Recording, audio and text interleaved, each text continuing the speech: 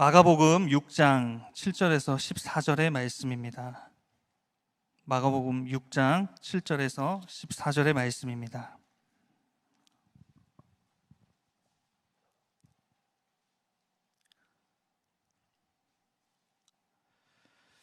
제가 하나님의 말씀을 봉독합니다.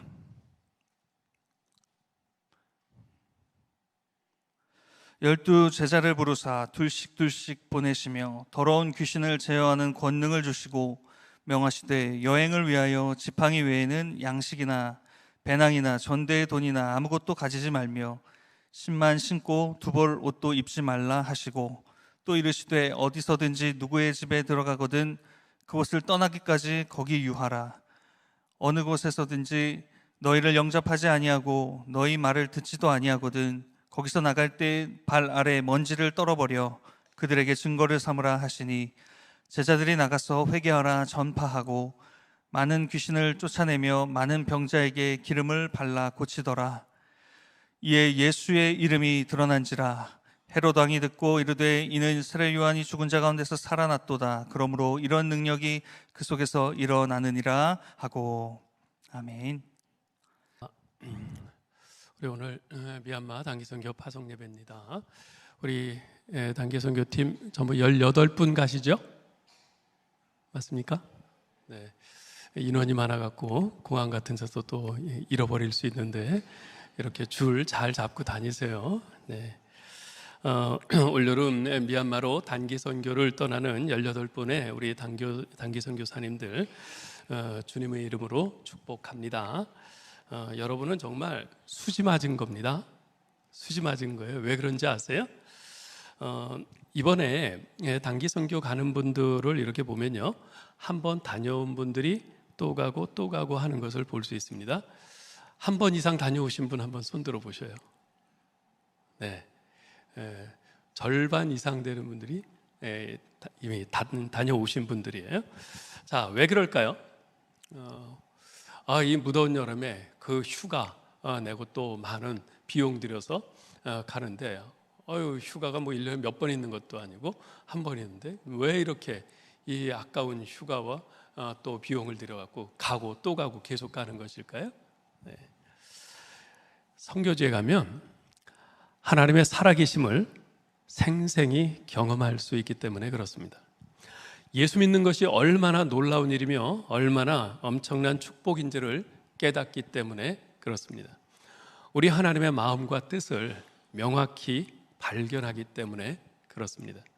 인생을 살아가면서 정말 중요한 것이 무엇인지를 깨닫게 되기 때문에 그렇습니다. 그리고 생각지도 못했던 놀라운 하나님의 은혜를 경험하기 때문에 그런 겁니다. 그래서 이 맛을 본 사람들은 아무리 비싸도 그 아까운 휴가라 할지라도 또 가는 거예요. 또 가는 거예요.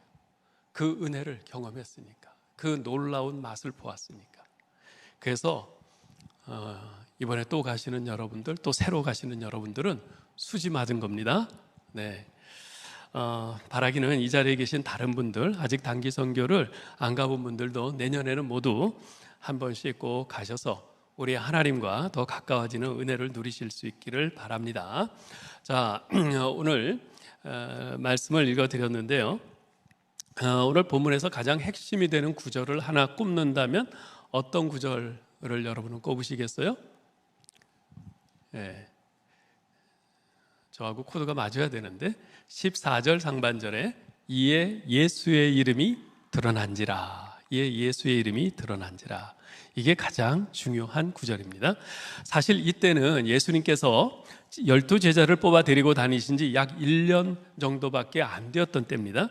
물론 지난 1년 동안 그들이 예수님과 늘 24시간 같이 먹고 자고 다니고 하면서 예수님께로부터 집중적인 훈련을 받긴 했지만 아직 그들은 부족한 것이 너무나 많은 사람들이었어요. 그런데 예수님께서 그들만 둘씩 짝지어서 전도 여행을 보내시는 겁니다. 어쩌면 그들 자신도 과연 우리가 잘할 수 있을까? 우리 주님 없이 우리끼리만 가서 잘할 수 있을까? 이런 의구심을 가졌을 수도 있습니다. 자, 그런데 결과는 어땠어요? 12절, 13절 보세요. 제자들이 나가서 회개하라 전파하고 많은 귀신을 쫓아내며 많은 병자에게 기름을 발라 고치더라. 그들의 사역에 많은 역사가 나타났어요. 뿐만 아니라 그들의 사역의 결과로 예수의 이름이 드러났습니다. 그들같이 미숙한 자들만 떠난 전도 여행에서 어떻게 이런 놀라운 결과가 나타날 수 있었을까요? 그 요인이 무엇일까요?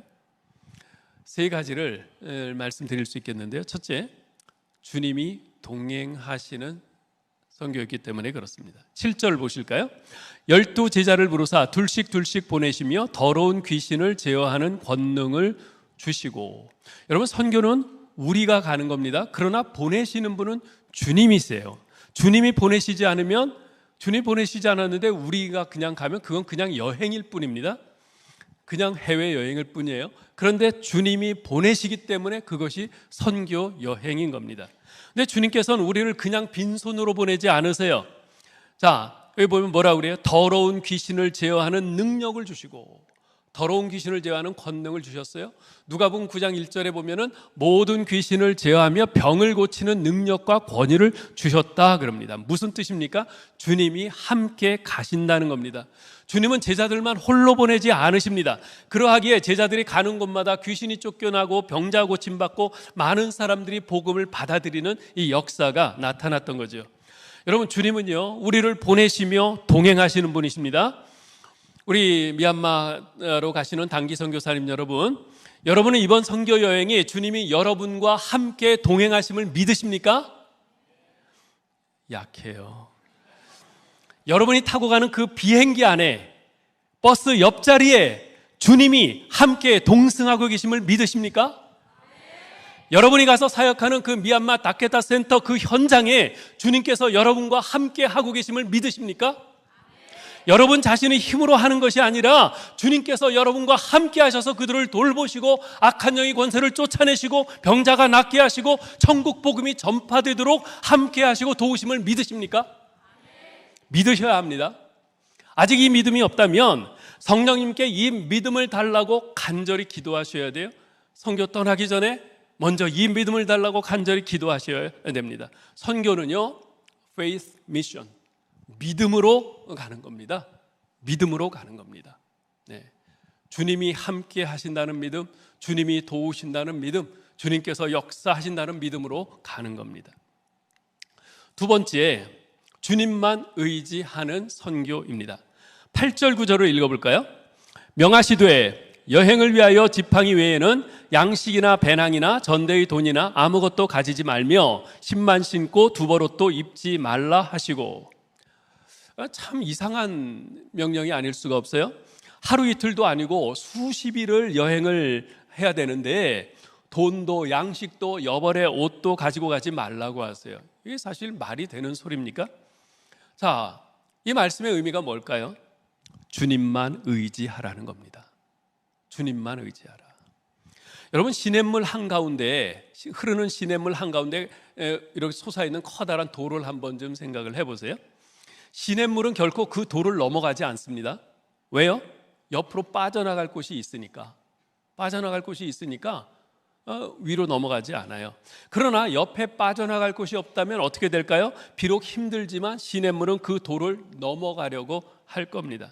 사람은요, 누구나 자신이 가지고 있는 것을 먼저 의지하기 마련입니다. 돈 있는 사람은요, 먼저 자신의 돈을 의지합니다. 권력 있는 사람은요, 자신의 권력을 의지해요. 똑똑한 사람은 자신의 머리를 의지합니다. 가정 배경이 든든한 사람은 자기의 가정 배경을 의지합니다. 능력 있는 친구가 있는 사람은 그 친구를 의지합니다.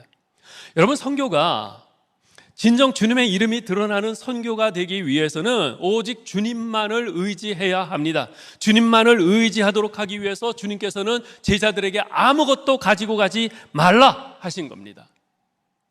그 옛날 우리나라에 온 선교사님들은요, 맨손으로 왔어요. 오직 영혼 사랑하는 마음 하나, 성경책 하나 들고 목숨을 걸고 왔어요. 여러분, 미션이란 영화 보셨나요? 옛날에 나온 영화인데 그거는 꼭 보세요. 아주 정말 꼭 보셔야 하는 영화예요. 그 영화에 보면 그 남미의 그 과라니 부족 부족이 있는데 그 과라니 부족은 이 자기 외부에서 들어오는 사람들은 다 죽여요. 근데 선교사님들이 그 과라니 부족에게 갔다가 전부 다 죽임을 당합니다. 동료 선교사들을 죽인 그 과라니 부족에게 한 선교사님이 들어갑니다. 근데 그때 그 선교사님이 가지고 간 것이 뭔지 아세요? 성경책 한 권과 오보에 필이 하나 들고 갔어요. 그 부족에 대한 구령의 열정과 주님을 의지하는 그 한 가지 믿음으로 들어간 거죠. 오늘날 우리는 너무 많은 것들을 준비해서 가는 것 같다는 생각이 들 때가 있어요. 물론 그들을 치료하고 돕기 위해서 의약품 뭐 이런저런 물품들을 가지고 가는 것은 마땅한 일입니다. 그런데 우리가 먹을 것들, 입을 것들, 기타 등등 우리가 거기 가서 지내는데 필요한 너무 많은 것들을 챙겨놓느라 짐가방이 너무 무거울 때가 있어요. 우리 짐가방이 무거우면 무거울수록 주님을 의지하는 마음은 상대적으로 약해지는 것은 아닌지 그런 우려가 들 수 있습니다. 철저히 주님만 의지하는 그야말로 faith mission이 필요합니다. 그런데 단순히 아무것도 가지고 가지 않는다고 해서 주님을 의지하는 것은 아닙니다. 기도해야 합니다. 순간순간 계속해서 주님께 기도해야 합니다. 이 단기 선교의 아주 큰 유익 중에 하나가 바로 이거예요. 평소에 이곳에서는 어떤 문제가 생기면 뭐 방법을 막 찾고 의논하고 뭐 사람을 찾고 이러는데 선교지에 가선 문제가 생기면 그때마다 주님께 기도해요. 주님께 의지하고 기도해요. 그런 가운데 또 주님을 경험하게 돼요.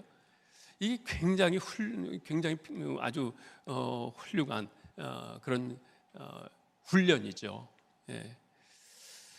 그 공항에 도착하면 그때부터 먼저 마음이 긴장되기 시작합니다. 대개 선교지의 그런 나라에서는 딱 그 사람들이 눈치가 빨라요. 외국에서 이렇게 딱 선교팀이 온다 그러면 뭐뭐 갖고 온다는 거 알고 어떻게든 그걸 빌미 삼아서 이렇게 돈을 받아내려고 그래요. 그래서 이제 이번에도 우리 의료팀, 의약품이랑 여러 가지 물품들을 그들을 돕기 위한 물품들을 많이 가지고 가는데 짐이 많잖아요. 그럼 그 사람이 딱 이제 눈치를 까는 거죠. 그래서 딱 보고선 요것들 잘 걸렸다. 오늘 또 부수입 생기겠다. 뭐 그러면서 막 그런단 말이에요. 그럴 때 걱정이 돼요. 걱정이 돼요. 저는 그 예전에 그 멕시코에 선교를 갈 때 그 멕시코 이제 오아카라는 그 산지로 가는데 거기는 모기가 무지무지 많아요. 그래서 이제 우리가 모기향을 잔뜩 사갔는데 그 사람들이 모기향을 뺏는 거예요. 모기향을 뺏어요. 그러면서 돈을 달라는 거죠. 근데 그때 우리 원칙이 뭐였냐면은 절대 돈 안 준다. 타협 안 한다. 그거였어요. 그래서 모기향 다 뺏겼어요. 그러고 가서 모기한테 실컷 헌혈하고 왔습니다. 참 이렇게 걱정되는 이런저런 일들이 많아요. 그러나 근심하지 말고 주님을 의지하며 기도하시기 바랍니다. 비행기에서 딱 도착해서 내리기 전에 이렇게 택싱 하잖아요. 그 게이트까지 갈 때 그때 열심히 기도하세요. 마음 들뜨지 마시고 먼저 기도하는 거예요. 하나님, 우리가 가지고 있는 가지고 가는 많은 물품들이 순조롭게 잘 통관될 수 있도록 성령님 역사해 주옵소서. 간절히 기도하셔요. 다케다 센터 그 아이들과 언어가 잘 통하지 않을 텐데 어떻게 사역하지? 걱정됩니까? 주님께 지혜를 구하면서 기도하시기 바랍니다. 하나님께서 우리 모든 나라 모든 민족에게 공통적으로 주신 바들랭귀지가 있잖아요. 네? 얼마든지 또 잘 사용해서 또 할 수 있어요. 성령님께서 역사하셔서 잘 할 수 있습니다. 그곳에 특정 환자를 치료할 그런 약품이 없습니까? 약이 없어서 안 된다고 생각하지 마시고 치료자 되시는 여호와 라파 하나님을 의지하면서 합심해서 기도하시기 바랍니다.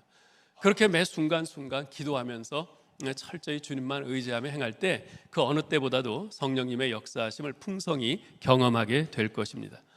세 번째는 저들을 섬기는 선교입니다. 마태복음 10장 8절에는 이렇게 기록하고 있어요. 병든 자를 고치며 죽은 자를 살리며 나병 환자를 깨끗하게 하며 귀신을 쫓아내되 너희가 거저받았으니 거저주라. 또 12절에는 또 그 집에 들어가면서 평안하기를 빌라 그래요. 여러분, 선교가 뭡니까? 선교가 주는 겁니까? 예, 주는 거죠. 그런데 그보다 더 중요한 것은 선교는 섬기러 가는 겁니다. 그런데 종종 보면 그들이 우리를 섬기고 우리가 그들의 섬김을 받는 경우가 있어요.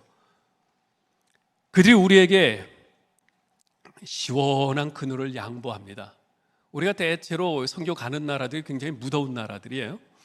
근데 더워서 땀 뻘뻘 흘리잖아요. 근데 그들이 우리한테 자기들도 더워요. 거기 살지만 더운데 우리에게 그늘을 양보해요. 여기 앉으시라고.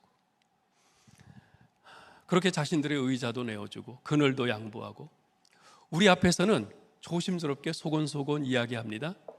어떤 경우에는 우리 눈치를 슬금슬금 보는 것처럼 느껴질 때도 있어요. 반면에 우리들은 마치 우리 집 안방인 양 시끄럽게 떠들고 마음껏 활개칩니다. 어떤 때는 은연중에 그들 앞에서 괜한 우월감을 갖는 경우들도 있어요. 물론 그들은 우리가 그들을 도우러 왔기에 그것이 감사해서 우리에게 양보하고 섬기는 걸 수 있습니다. 그렇다 하더라도 우리는 그럴수록 더욱 겸손한 모습으로 어떻게든 그들을 섬기려고 해야 합니다. 그렇지 않고 그들에게 마땅히 지켜야 할 예의를 잃고 헛된 우월감을 갖고 행동을 한다면 우리가 아무리 그들을 이런저런 물품을 가지고 와서 도와준다 해도 그들은 마음을 열고 우리와 주님 앞에 나오지 않을 겁니다. 그들의 닫힌 마음을 여는 것은 우리가 가지고 가는 어떤 좋은 물건이나 약이 아니라 그들의 아래에서 무릎 꿇고 섬기는 우리의 모습입니다.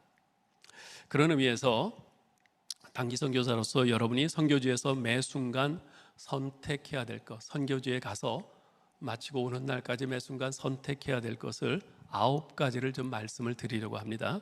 이것은 미국의 그 유명한 저술가이며 목사이신 맥스 루카도 목사님이 주와 함께 길 가는 것이란 책에서 성령의 9가지 열매를 가지고 쓴 것을 단기 선교 버전으로 좀 각색을 한 겁니다. 자, 우리 단기 선교사님들이 선교지에 가서 선택할 것 9가지. 첫째, 우리 선교사님 같이 읽읍시다. 시작. 우리는 사랑을 선택한다. 성령의 9가지 열매 첫째, 사랑이죠. 우리는 사랑을 선택한다.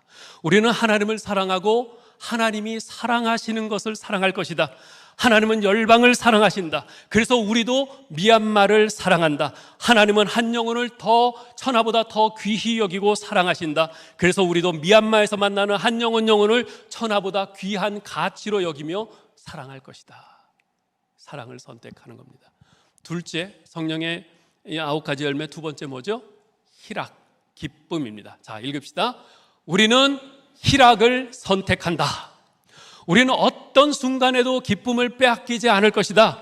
우리는 하나님을 바라보며 그분을 기뻐하며 웃을 것이다. 우리는 아이들을 바라보며 웃을 것이다. 우리는 서로를 바라보며 웃을 것이다. 헝클어진 머리, 먼지로 뒤범벅된 아주 그냥 더러운 그런 얼굴이라 할지라도 우리는 오히려 그 속에서 빛나는 영혼을 보면서 기뻐할 것이다. 기쁨을 선택해야 합니다. 셋째, 읽읍시다. 우리는 화평을 선택한다. 우리는 용서받은 자의 당당함을 매 순간 누릴 것이다. 힘든 상황이 어떤 사람도 사탄이라도 내 마음속에 있는 평안을 빼앗지 못할 것이다. 우리는 또한 용서할 것이다. 용서받은 증거는 용서하는 것으로 나타나기 때문이다. 또한 우리는 평안을 잃어버린 자를 위해서 기도할 것이다. 세 번째, 평안을 선택하는 겁니다. 넷째, 뭡니까? 오래 참음입니다. 읽읍시다. 우리는 오래 참음을 선택한다. 작은 불편함을 무시할 것이다.